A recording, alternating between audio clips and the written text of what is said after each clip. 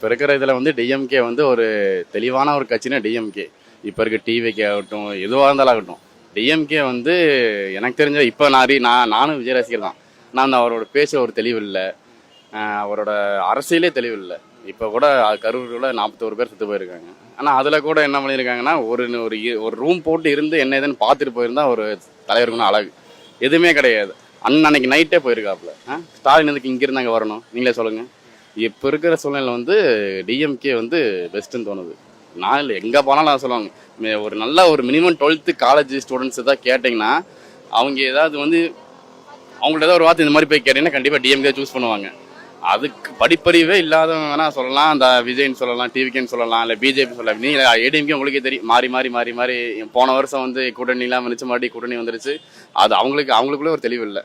டிஎம்கேனா ஒரு பெஸ்ட்டு. இப்போ இருக்கிற வரையும் டிஎம்கே பெஸ்ட்டு. இன்னும் அடுத்த ஒரு எலெக்ஷன் வந்தால் டிஎம்கே தான். எங்கள் ஏரியா ஃபுல்லாக சைட்லாம் ஃபுல்லாக டிஎம்கே தான். என்னதான் நீங்கள் வந்து ஓட்டுக்கு 10,000 கொடுத்தாலும் 20,000 கொடுத்தாலும் கரெக்டான தலைவர் தான் பார்ப்பாங்க.